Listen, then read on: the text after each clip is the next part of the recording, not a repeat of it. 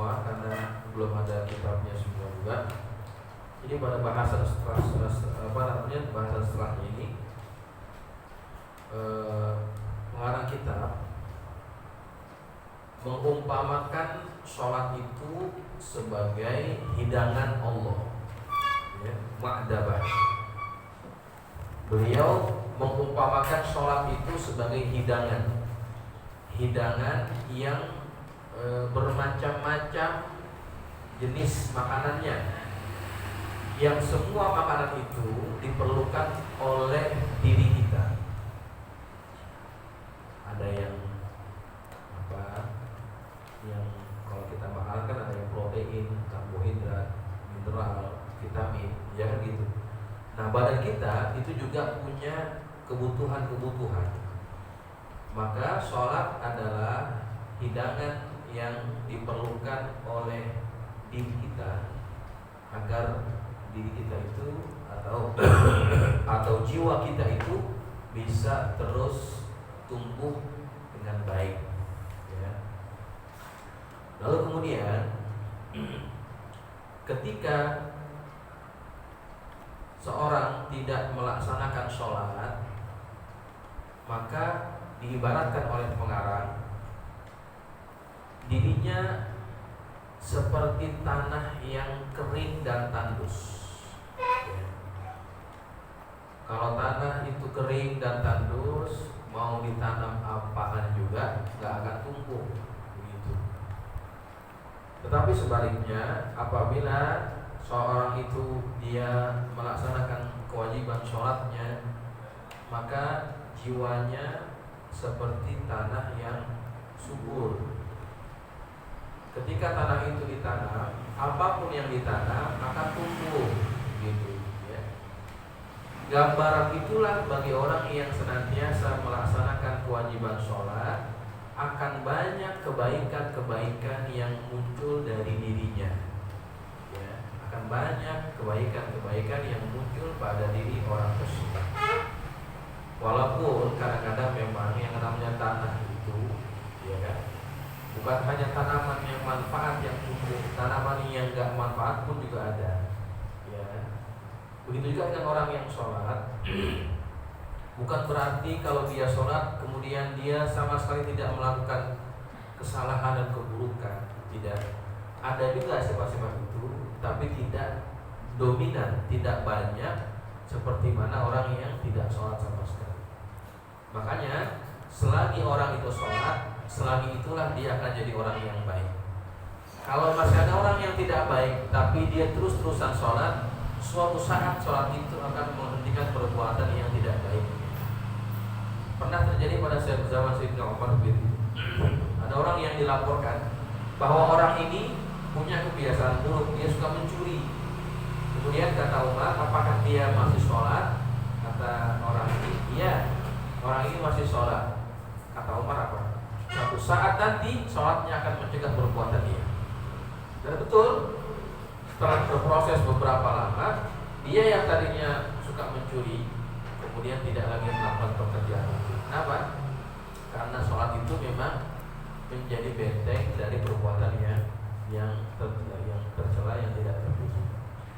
Kan Allah sudah katakan ya, inna sholata tanha 'anil fahsya'i wal munkar. Sesungguhnya sholat itu mencegah daripada perbuatan fahsya. Fahsya itu apa? Fahsya adalah perbuatan yang mengarah kepada perzinahan, ya, fahsya.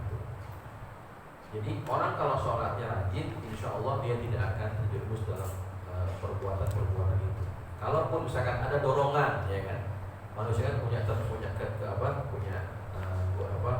hati yang kadang-kadang hati itu membisikkan sesuatu yang tidak baik, ya, untuk melakukan perbuatan yang tidak senonoh. Kadang-kadang ada tuh dorongan itu. Tapi kalau dia sholat itu akan menjadi benteng. Dia akan membuat orang itu menjadi tidak mau melakukan perbuatan itu, ya. Makanya penting sekali untuk tetap melaksanakan sholat ini. Baik, ya. Kita teruskan. Kemudian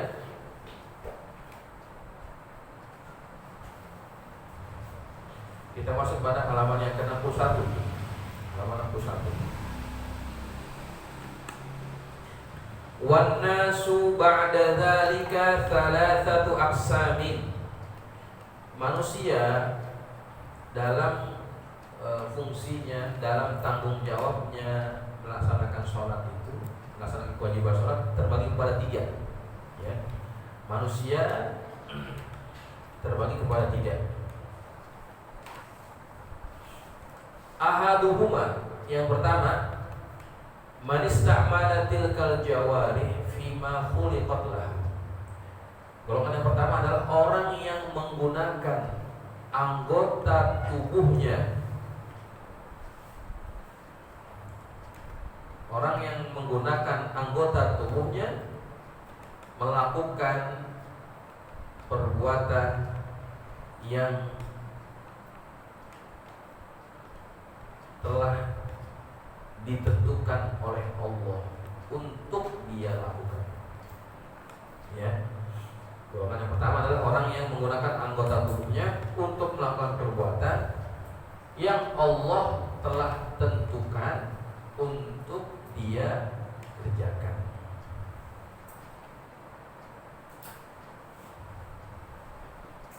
Fahadha huwa alladhi tajirullah bi arba'it tijarah. Kata pengarang kita, golongan inilah orang-orang yang disebut dengan juru dagangnya Allah, ya, yang dia mendapatkan keuntungan dari perniagaannya. Wa ba'a nafsahu lillah bi arba'il bai'i, dan dia menjual dirinya untuk Allah. Dia menjual dirinya untuk Allah dengan keuntungan jual belinya. Ya. Yang pertama, orang-orang yang menggunakan anggota tubuhnya pada perbuatan yang Allah tentukan untuk dia lakukan. Baik, saya ingin jelaskan. Kita diciptakan Allah di dunia ini untuk jadi apa? Jadi hamba-Nya kan, yang beribadah. Wa ma khalaqtul jinna wal insa illa liya'budun. Tujuan kita diciptakan Allah adalah untuk beribadah. Nah, untuk mewujudkan tanggung jawab itu, Allah melengkapi kita dengan jawarih. Apa jawarih? Anggota tubuh, termasuk mata, pendengaran, tangan, kaki, dan sebagainya. Itu jawarih. Allah kasih kita nikmat itu semua agar kita bisa beribadah dengan baik. Kita dikasih mata biar bisa melihat, kita bisa mendengar biar kita bisa mendengar apa? Mendengar apa-apa yang bisa mewujudkan tanggung jawab kita sebagai hamba Allah. Kita disuruh belajar, ya kan? Iqra, kata Allah, bacalah. Kita disuruh baca, disuruh belajar. Itu tujuannya apa? Tujuannya adalah agar kita kenal dengan Allah. Kita bisa ibadah kalau kita belajar, kan begitu. Dan untuk kita bisa belajar, Allah kasih nikmat berupa apa? Mata bisa melihat, telinga bisa dengar, tangan bisa nulis, dan sebagainya. Itu namanya kita menggunakan anggota tubuh untuk mewujudkan tanggung jawab kita sebagai hamba-Nya Allah. Kita disuruh ibadah, kita kerjain ibadah kita menggunakan apa? Menggunakan anggota tubuh yang Allah kasih, begitu. Nah, orang yang menggunakan anggota tubuhnya yang Allah kasih itu untuk beribadah kepadanya, itulah yang disebut dengan orang-orang yang berdagang dengan Allah. Orang yang berdagang dengan Allah, yang dia pasti dapat untung, ya, dia pasti dapat untung. Seperti dia menjual dirinya untuk Allah demi mendapatkan keuntungan, itu diibaratkan seperti itu. Dalam surah apa itu? Dalam Al-Quran Allah Subhanahu wa taala menyebutkan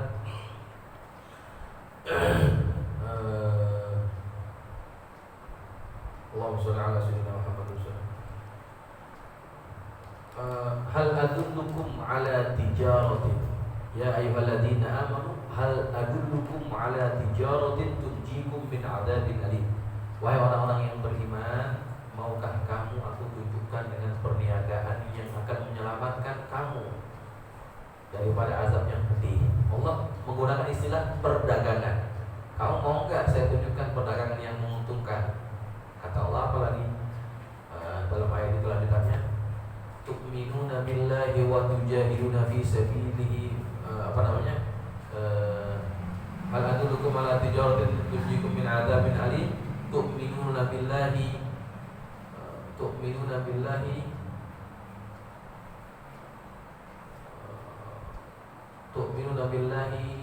wa tujahiduna fi sabilihi bi amwalikum wa anfusikum dzalikum khairul lakum in kuntum ta'lamun.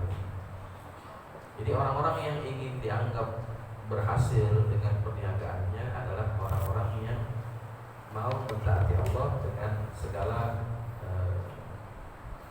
ketaatan yang wajib dia lakukan. Baik, kita teruskan. Wassalatu wudi'at listi'malil jawarih jami'iha fil ubudiyyati.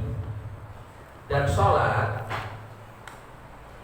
diletakkan atau sholat itu diwajibkan untuk kita menggunakan anggota tubuh kita keseluruhannya untuk ibadah.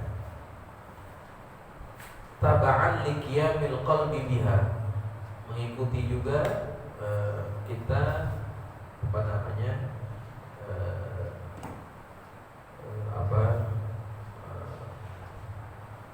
termasuk diantaranya kita menggunakan fungsi hati untuk bisa dimanfaatkan agar kita dianggap orang yang beribadah kepada Allah. Wahada, dan orang yang seperti ini, rajulun arafa ni'matallahi fima khuliqa lahu minal jawarih. Yang orang-orang yang seperti ini adalah orang-orang yang mengetahui, orang-orang yang mengenal nikmat Allah pada apa yang seharusnya diciptakan baginya daripada anggota tubuhnya. Wa ma an'ama alaihi minal ala, dan apa saja yang Allah telah karuniakan daripada nikmat-nikmatnya. Faqama bi ubudiyyatihi zahiran wa batinan, dan dia melaksanakan tanggung jawab ibadah kepada Allah secara zahir dan batin. Wasta'mala jawarihahu fi ta'ati rabbih, dan dia menggunakan anggota tubuhnya itu untuk taat kepada Tuhannya. Wa hafiza nafsahu, dia menjaga dirinya, jiwanya. Wa jawarihahu, dan anggota tubuhnya. Amma yughdibu rabbuhu wa yushibuhu indah, dia menjaga diri dan juga anggota tubuhnya dari perkara yang membuat Allah itu murka kepadanya. Jadi hadirin sekalian jamaah, sholat ini adalah perbuatan yang kalau kita kerjakan, kita dianggap orang yang memanfaatkan, mempergunakan anggota tubuh untuk apa? Untuk digunakan sesuai dengan ketentuannya. Tadi kan sudah saya katakan, anggota tubuh itu diciptakan buat apa? Buat ibadah kan? Untuk ibadah itu tujuan anggota tubuh diciptakan oleh Allah.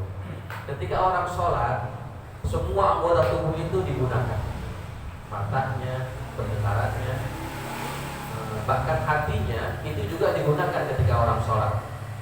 Makanya ketika orang sholat, semua anggota tubuhnya itu digunakan untuk apa? Melaksanakan tanggung jawabnya sebagai hamba. Ya. Maka orang tersebut dianggap orang-orang yang telah mengetahui, orang-orang yang telah mengenal nikmat Allah. Ya. Orang-orang yang telah mengenal nikmat Allah, dan dia telah melaksanakan tanggung jawab anggota tubuhnya untuk beribadah kepada Allah Subhanahu wa ta'ala. Nah, orang-orang yang seperti inilah orang-orang yang dianggap mensyukuri nikmatnya. Orang-orang yang mensyukuri nikmat itu pasti akan ditambah oleh Allah. Kata Allah kan dalam Al-Quran, la in syakartum la azidannakum, kan gitu ya. Kalau kalian bersyukur atas nikmatku, maka aku akan menambahkan nikmatku kepada kalian. Artinya ketika orang menggunakan nikmat itu dengan ketaatan, dia bermakna sedang mensyukuri nikmat Allah. Dan kalau orang mensyukuri nikmat Allah, Allah akan tambah. Ya, gambarannya begini. Orang itu kalau dikasih nikmat, digunakan sesuai dengan yang memberi nikmat, yang ngasih akan senang. Misal, saya kalau ngajar, misalkan ya, saya kalau ngajar jalan kaki, nggak pernah naik mobil, nggak pernah naik motor, sepeda juga nggak punya. Ya. Jadi kalau ngajar jalan, kemudian ada jamaah yang lihat saya jalan, merasa kesian Ustaz kalau ngajar jalan kaki, kepanasan, hujanan. Kemudian dia beli saya motor. Dia beli motor buat saya. Ini Ustaz pakai motornya buat Ustaz ngajar. Baik, diterima tuh motor sama saya. Tujuannya dikasih motor buat apa? Buat belanja. Itu kan. Jadi nikmat itu, motor itu dikasih tujuannya buat ngajar. Nah, kemudian ketika sudah diberikan, ini setiap kali ngajar motornya nggak boleh dipakai, tetap jalan kaki. Yang ngasih ngeliatin, kok motornya nggak pernah dipakai. Padahal saya kasih buat ngajar, tapi setiap kali nggak boleh dipakai. Lain waktu yang ngasih ini ngeliat saya lagi naik motor boncengin perempuan. Perempuannya pakai pakaiannya yang nggak senonoh, nih contoh aja ya. Dilihat sama yang ngasih, waduh, ini Ustaz kok malah boncengin cewek, padahal saya ngasih buat apa? Buat ngajar. Dia malah boncengin perempuan.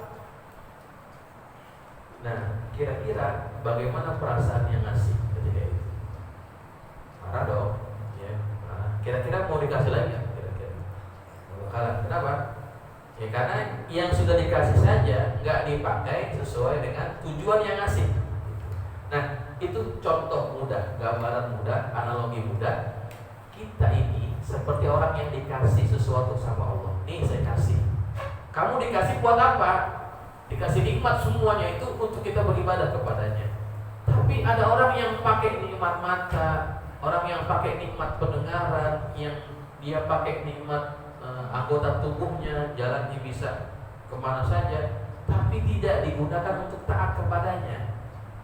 Dia malah menggunakan semua potensi yang Allah kasih untuk bermaksiat kepada Allah. Itu gambarannya. Allah akan murka dengan orang tersebut, dan Allah tidak akan pernah memberikan tambahan nikmat kepada orang. Wala in kafartum inna adzabi lasyadid. Kalau kalian kufur dengan nikmat itu, tidak menggunakan seperti mana mestinya, ingat azabku akan sangat pedih. Ya. Nah, inilah golongan yang pertama, orang-orang yang menggunakan segala anggota tubuhnya untuk digunakan seperti mana yang menjadi tanggung jawabnya. Nah, ini beruntung di kita tuh kan. Kita tergolong golongan yang pertama, insyaallah ya. Kita yang taat sholat, rajin sholat, gak tinggal sholat, itu merupakan golongan yang insyaallah beruntung.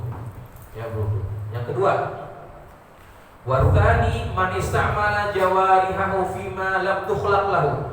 Orang-orang yang menggunakan anggota tubuhnya untuk perkara yang tidak ditujukan Allah untuk menciptakan. Paham? Tadi tujuan diciptakan anggota tubuh buat apa? Buat ibadah. Tapi dia gunakan sebaliknya. Dia menggunakan anggota tubuhnya pada perkara yang tidak dimaksudkan untuk diciptakan anggota itu. Malah buat maksiat contohnya. Bal habasaha 'alal mukhalafati wal ma'asi. Bahkan dia mengekang anggota tubuh itu dengan mengerjakan perkara-perkara yang bertentangan dengan syariat dan mengerjakan perbuatan-perbuatan maksiat. Walam yatlukha, dan dia tidak melepaskannya. Artinya dikekang dengan perbuatan-perbuatan maksiat. Harusnya dia buat taat, malah dia nggak. Fahadha huwa alladhi khaba sa'yuhu. Ini adalah orang yang usahanya itu sia-sia, rugi. Wa khasirat tijaratuhu, dan rugi perniagaannya. Wa fatahu ridha rabbih azza wa jalla anhu, dan dia akan kehilangan, dia akan kelumpuhan ridha daripada Allah Subhanahu wa taala. Wa jazira thawabihi, dan dia akan kehilangan pahala yang banyak dari Allah. Wa khasala ala sukhtihi wa alimi iqabihi, dan dia akan mendapatkan murka Allah dan azab yang pedih. Na'udzubillah min dzalik. Ini golongan yang kedua, orang-orang yang menggunakan anggota tubuhnya untuk melakukan perkara maksiat, ya. Dia malah mengerjakan perkara-perkara yang maksiat. Ini orang yang rugi, orang yang akan kehilangan ridhonya Allah, kehilangan pahala yang banyak dari Allah. Dia akan memperoleh murka Allah dan azab yang pedih. Na'udzubillah. Ya. Makanya hati-hati, jangan sampai ninggalin sholat. Ya, jangan sampai ninggalin sholat. Kenapa? Karena kita nggak tahu, boleh jadi dosa yang kita tinggalkan itu daripada sholat itu yang bisa bikin Allah murka. Jangan pernah meremehkan satupun dosa, karena kita tidak tahu dosa yang mana yang bikin Allah itu murka sama kita. Banyak hari ini, maaf ya, teman-teman kita, bahkan ya tetangga kita, kerabat kita, yang kalau tinggalin sholat itu biasa sekali. Gak sholat kayaknya biasa banget. Apalagi, alhamdulillah, yang lebih menyedihkan kalau hari Jumat itu banyak yang nggak ngerjain sholat, banyak. Nah ini merupakan musibah yang besar ketika ada orang yang meninggalin sholat kemudian dia merasa aman-aman aja. Ya Allah, itu berbahaya sekali. Kenapa? Karena dia bisa kehilangan ridhonya Allah Subhanahu wa ta'ala, dan dikhawatiri orang itu mati dalam keadaan su'ul khotimah. Makanya jangan sampai kita termasuk golongan yang seperti itu. Kalau ada anak kita, saudara kita, tetangga kita yang belum sholat, ajak. Ya, kenapa? Karena kerugiannya sangat besar sekali ketika orang itu meninggalkan kewajiban agamanya dan dia merasa itu bukan dosa yang besar. Alhamdulillah. Ya, banyak nih daerah sekitar sini yang muslim tapi nggak sholat. Alhamdulillah. Buatnya di sini, di daerah lain juga sama. RW 1, RW 2, namanya RW 2 bilang ya. Bagi RW 2 banyak banget. Jadi alhamdulillah itu rugi, ya. Yang ketiga, wasalitsu man attala jawarihahu. Yang ketiga adalah orang yang membiarkan anggota tubuhnya. Wa amataha bil batalati wal jahalah, dan dia membiarkan anggota tubuhnya itu melakukan perbuatan yang batil dan bodoh. Fahadha aidan khasirun ba'irun. Ini adalah juga orang yang rugi.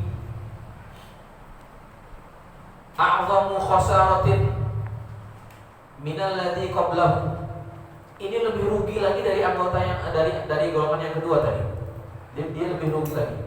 Fa innal 'abda innama khuliqa lil ibadah wa ta'ati la lil batalah. Karena hamba itu diciptakan untuk beribadah dan taat, bukan untuk melakukan perkara-perkara batil. Ya.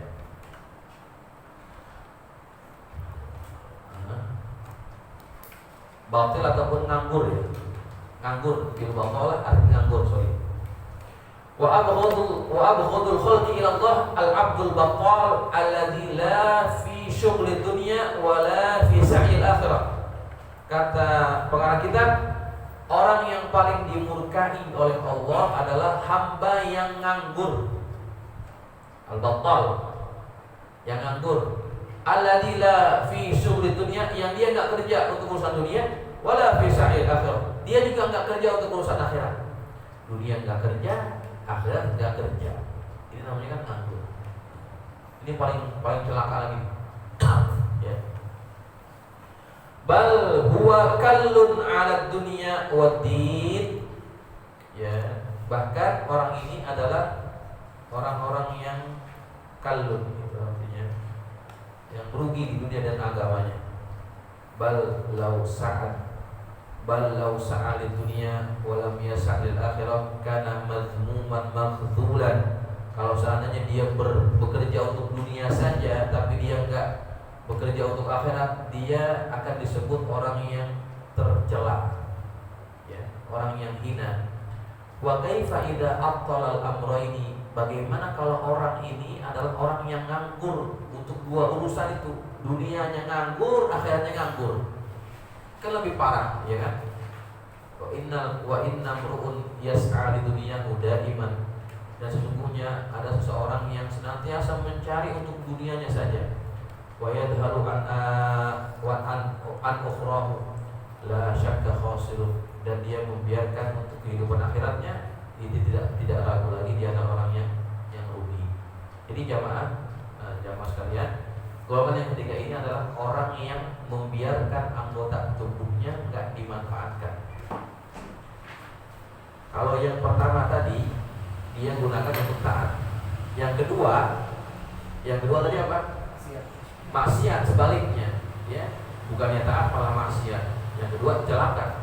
Yang ketiga dibuat taat enggak, dibuat maksiat juga enggak, begitu, ya. Dibuat taat enggak, dibuat maksiat enggak. Kata pengarang kitab, ini orang lebih celaka lagi, lebih rugi lagi. Karena ada orang yang enggak sholat, alasannya apa? Dia nyari dunia, begitu. Ya. Dia enggak sholat tapi nyari dunia. Dapat gak tuh dunianya? Dapat. Masih mendingan, tapi enggak beruntung juga sih. Tapi masih mendingan dunianya dia dapat. Tapi orang yang ketiga ini, untuk dunia dia males, akhirat apalagi gitu. Sholat gak pernah, kerja gak mau, kan belaksak banget itu biasa. Ada tuh orang kayak gitu tuh, pagi-pagi nongkrong, ya, ngopi, main burung, kadang-kadang kalau ada mancing-mancing. Dunianya gitu-gitu aja, kayak kagak apa kagak. Tapi sholat nggak mau juga. Ini namanya al-batal, pengangguran, gitu ya. Untuk dunianya nganggur, akhiratnya nganggur. Nah, ini lebih parah, ya, ini lebih parah, ya, begitu. Makanya jangan sampai yang seperti ini nih, ya. Udah dunia gak dapet, akhirat juga gak dapet. Dan itu banyak terjadi, ya, jamaah. Kalau kita lihat, maaf ya, pengemis tuh, ya kan, pengemis yang hidupnya susah, miskin, ya. Mereka hidupnya sudah susah, kemudian mereka malah tidak sholat. Artinya kan, kalau sudah susah di dunia, jangan sampai susah di akhirat, gitu. Ya, paling enggak sholat lah. Kalaupun kita nggak jadi orang kaya, dan memang tidak ada jaminan pun kalau orang sholat pasti kaya, nggak ada jaminan, Allah nggak jadikan itu. Tapi paling enggak kita selamat di akhirat. Kalau di dunia sudah susah, jangan sampai di akhirat kita susah. Nah, ini malahan banyak orang yang maaf miskin tapi malah nggak sholat. Kata Nabi dalam sebuah hadis, kadal faqru ayyakuna kufran. Hampir-hampir kefakiran itu akan membawa orang kepada kefakiran. Ya, dia alasannya nggak punya duit, harus nyari kerja, akhirnya nggak sholat. Dia muter kemana-mana nyari sisaan apa saja. Apa ya? Pesta. Oh gitu. Ya barang sisaan, ya kan. Udah susah, kemudian malah nggak sholat. Alhamdulillah, double kesusahannya. Ini lebih parah daripada golongan yang kedua. Ya. Farojul awal, golongan yang pertama tadi, karojulin uqti'a ardhan wasi'ah. Itu seperti orang yang punya tanah yang luas. Wa'u'ina ala amaratiha, dan dia itu wa'u'ina ala imaratiha, dan dia dibantu untuk memakmurkan tanah itu. Dia punya tanah, dibantu, ditolong buat mengolah tanahnya bi'alatil harfi, dengan alat-alat untuk mengolah tanah. Entah itu pancur, entah itu bajak, pembajak dan sebagainya. Ya. Maka panjang ya, saya itu aja ceritakan. Jadi golongan yang pertama ini seperti orang yang punya tanah, dia dikasih alat untuk mencangkul dan mengolah sawahnya, dia gunakan itu semuanya. Ada airnya dipakai, paculnya dipakai, pupuknya dipakai, semuanya dipakai. Kira-kira nunggu nggak gitu? Nunggu hasilnya nggak? Nunggu hasilnya itu ibaratnya seperti itu. Allah sudah kasih kita apa? Nikmat yang banyak. Itu seperti kita diberikan alat untuk membajak tanah, untuk mengolah tanah. Kita dikasih itu semuanya. Nah, tanahnya itu apa? Umur kita, usia kita. Kita dikasih usia seperti kita diberikan sawah tadi. Nah, kesempatan hidup itu seperti sawah ladang kita. Ya, nikmat-nikmat yang tadi seperti alat-alat untuk mengolah sawah. Kita gunakan semuanya, dapat hasil. Ya, dapat hasil. Ya. Kemudian golongan yang kedua, bimanzilatil rajulin akhadatil ardh. Orang yang kedua ini seperti orang yang dia diberikan tanah itu, wa ja'ala ma'was siba wal hawa, tapi dia malah menjadikan tanah itu sebagai sarang binatang buas dan binatang berbisa. Gak diolah, dibiarin aja begitu, malahan dijadikan tempat sarang binatang-binatang buas dan binatang berbisa. Kalau jengking, ya ular, lagi binatang-binatang yang berbisa malah dipelihara di situ. Ya. Wa mawdi'an lil jayf wal adnan, dan itu menjadi tempat yang sangat buruk baunya, bau busuk gitu ya. Jadi kemudian itu dijadikan tempat persembunyian, tempat persembunyian ya. Kalau orang mau perampok misalkan, dia mau lari persembunyian. Dia jadikan tempat itu sebagai tempat persembunyian para perampok, orang-orang jahat, orang-orang yang suka buat keonaran. Di situ tinggalnya. Jadinya udah acur-acuran itu. Ya, yang tinggal di situ orang-orang yang jahat, kemudian binatang buat di situ, tanahnya bau, busuk dan sebagainya. Itulah gambaran orang yang kelompok yang dua tadi. Dia punya tanahnya dijadikan tempat yang seperti itu. Gak ada kebaikan sama sekali. Ya.